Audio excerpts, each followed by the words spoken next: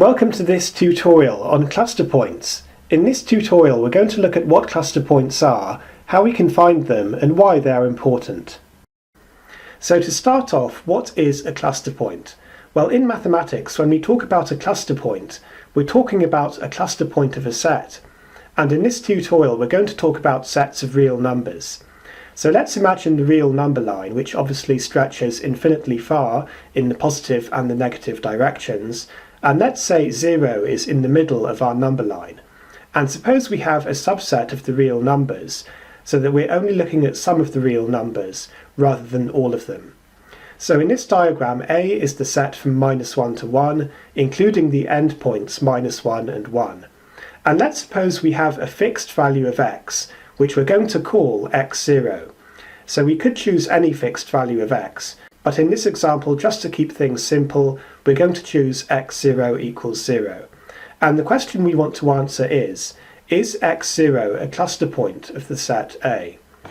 Well, to answer this question, suppose we draw a small open interval around the point x0. And let's say our interval goes from x0 minus delta to x0 plus delta, where delta is some small positive number. You can think of it as being as small as you want. So our interval contains all the values of x, which are strictly between x0 minus delta, which is where our interval starts, and x0 plus delta, which is where the interval ends. And remember, x0 is just our fixed value of x, which in this example just happens to be 0. Now in general, if you have two real numbers which are different from each other, then it's always possible to fit infinitely many other real numbers in between them. That's something that you can prove, but it should be obvious by intuition. So because we're thinking of delta as being a positive number, and therefore x0 plus delta is some distance away from x0 minus delta, even if it's only a small distance, that means we can fit infinitely many other real numbers in between x0 minus delta and x0 plus delta.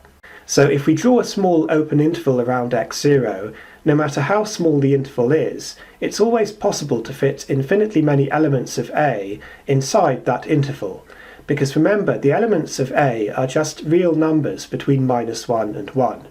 And therefore we say that x0 is a cluster point of A. Now suppose we consider a slightly different example. This time suppose we define the set A a bit differently. So now A includes all the real numbers from -2 to -1, including -2 and -1, and then there's a gap, and then it includes 0, and then there's another gap, and then it includes all the real numbers from 1 to 2, including 1 and 2. So because we have these gaps here, that means 0 is now an isolated point of our set. So 0 is actually some distance away from its two nearest neighbours in our set, which would be 1 and -1. And now suppose again we let x0 equal 0, and we draw a small interval going from x0 minus delta to x0 plus delta. So as you can see on this diagram, we've drawn the interval so that it's small enough to fit in between -1 and 1. So that means we're thinking of delta as being a number smaller than 1. And now if we ask ourselves the same question as before, how many elements of the set A are contained inside the interval in green, the answer is this time there's only one element of our set, which is inside the interval, and that is the point x0 itself.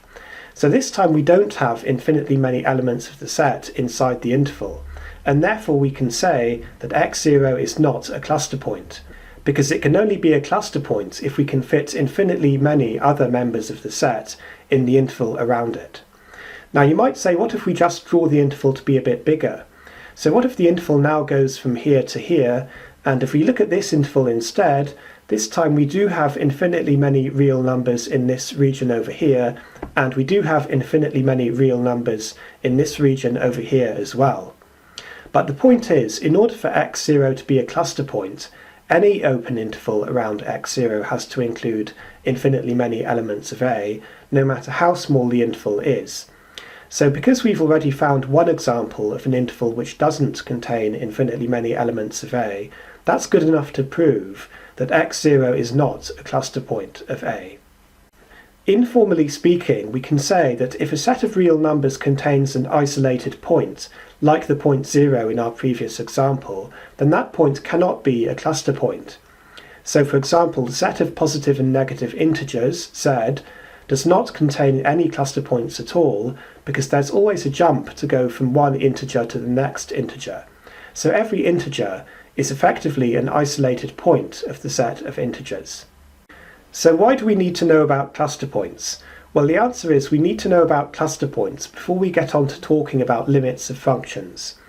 Suppose we have a real valued function with domain A. So A is some subset of the real numbers, and we want to calculate the limit of the function as x approaches the point x0. Well, it's only possible to do that if the point x0 is a cluster point of the function's domain. So x0 has to be a cluster point of A. And this is why cluster points are also sometimes called limit points. Now we're going to look at how to actually answer some questions involving cluster points. Suppose we're given a set A and a fixed value of x, which we're going to call x0 again. So let's go back to the first example from earlier, where A was the closed interval from -1 to 1, and x0 was 0. And earlier we said that x0 was a cluster point, but we didn't really prove that.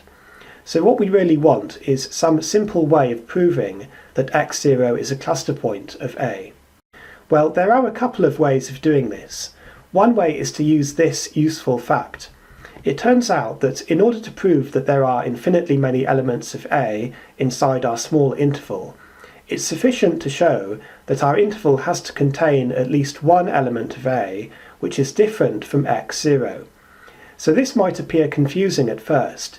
You might say, how can showing that it contains at least one element of A be equivalent to showing that it contains infinitely many elements of A? Well, we won't go through the proof here, but the point is that if you've got any small open interval, you can always make it smaller. For example, you could just make it half the size.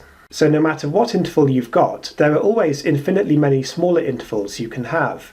And if you can prove that each time you make the interval smaller, you still have at least one element of A other than x0 inside the interval, then that actually shows that the original interval that you started with must have contained infinitely many elements of A. So let's go back to the first example that we were looking at earlier. Suppose that delta is any positive number, and let's again look at the interval from x0 minus delta to x0 plus delta. Well, no matter how small delta is, obviously the point x0 plus delta over 2 will be halfway between x0 and x0 plus delta. So it's contained in our interval. And because this is true no matter how small delta is, we've shown that any small interval around x0 has to contain at least one element of A other than x0, and therefore x0 is a cluster point. And here's another useful fact you can use. It's a method to prove x0 is a cluster point using sequences, and the idea is fairly simple. If you can show that there's a sequence of points xn, in other words a sequence of x values which converges to x0, and xn is always different from x0, then that's also good enough to prove that x0 is a cluster point. So going back to the same example again, bearing in mind that we're using x0 equals 0 in this example, the sequence 1 over n is a sequence converging to 0. And 1 over n can never be equal to 0, so we've got a sequence which goes 1, half, a third, etc. It converges to x0, which is 0, and each term in the sequence is different from 0. So therefore x0 is a cluster point of A. Just one final point. It's possible for a point x0 to be a cluster point of a set A, even if x0 isn't contained in A. So in other words, a cluster point doesn't actually have to be an element of the set that it's a cluster point of.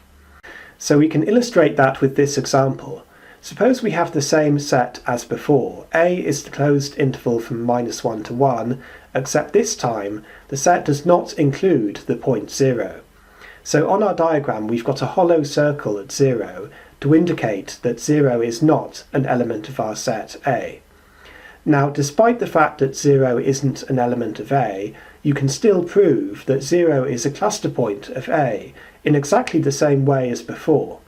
So you can show that any open interval around 0 contains at least one element of A other than 0, or you can use the sequence method. Both methods will still work. So even though x0 isn't contained in A, x0 is still a cluster point of A. Thanks for watching this tutorial. The next tutorial will be on limit points of functions, so look out for that one coming soon.